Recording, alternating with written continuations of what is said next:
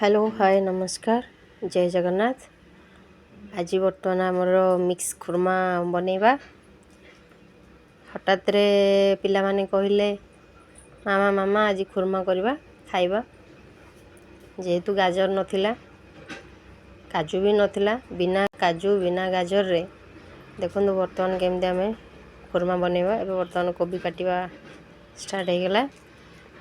कोबी की काटिकी ताको धोई सारलानी देखो।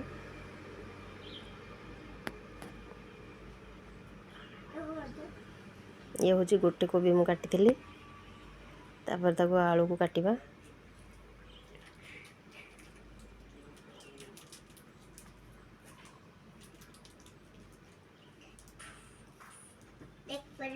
तीनटा आलू पकईछि। आलू को चोपा चांची देछु। चोपा चांची तो छोट छोट पीस कर देइरे आलू कटा सरला ताको धोई देली। तापर बीन्स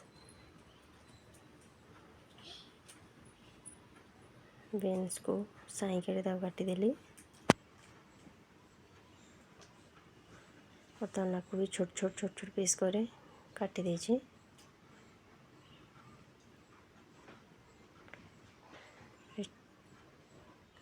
देखो ये मु बादाम ग्रीन मटर छड़े रखी। बादाम भजा हो आलू बीन्स फास्ट तेल भाजुची तापर कोबी पकई भाजवा।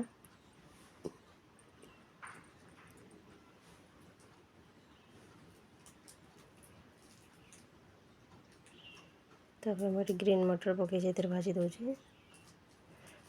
भी लुण दे देछि। तापर मसला रेडी करवा। टमाटो अदा गुजराती लवंग गोलमरिच बस एति ही मोर मसला। काजू नहीं काजू बदल बादाम ये बादामटा भजा है भजा बादामटा मुझे तेल पकईली। तेल अदा पकईकी अदा को टे भल भाव भाजवा तेल रे। तापर मसलाटा पकेबा गोटा मसला। तापर बादामटा पकईकी टे भाजवा। तापर टमाट दे सारा लुण देदेबा। मसला ही एतिकी आ किछि नुह। गोटे एथिरे मु किछि मसला भी पकाउना देखो मु खाली भजार जहाँ टिके मसला ही ऐड कर देकी लुण हल्दी देकी परिवा भल भाव भाजवा। पूरा जमी सीझीज आ पछे आम पानी देकी बेस सीझा पड़ोनी। बर्तमान आपको ठंडा हो जाए मैं ग्राइंडिंग करी।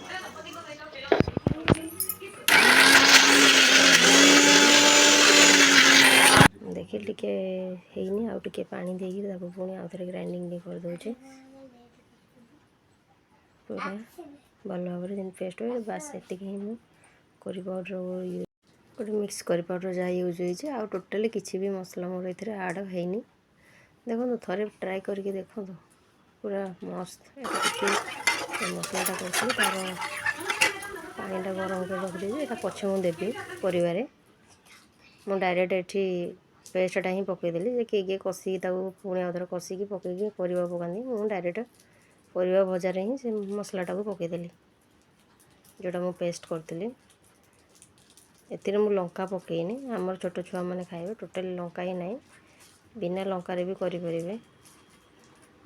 एटा जेहेतु राति करुँ ठीक रे भी माने वीडियोटा क्लियर भी आसुनी न पूरा कलरफुल होगी देखा जाउथला। ये तो हठात कहले ना मो टोटाली राति जहाँ थे से ही बनईदेली। गाजर टे पकई आ कलरफुल देखा जाता। एठी मु टिके घी ऐड कर गोटे चामच बस से टेस्ट लगे। आगे हाल्का टिके चीनी भी देले भल हम टिके मीठा मीठा लगे। बर्तमान खुरमा आमर रेडी हो जाइए। निजे ट्राए करंतु तापर कमेंट कर कहतु केमती लगुच। प्लीज़ मो चैनल को सब्सक्राइब करंतु। जय जगन्नाथ।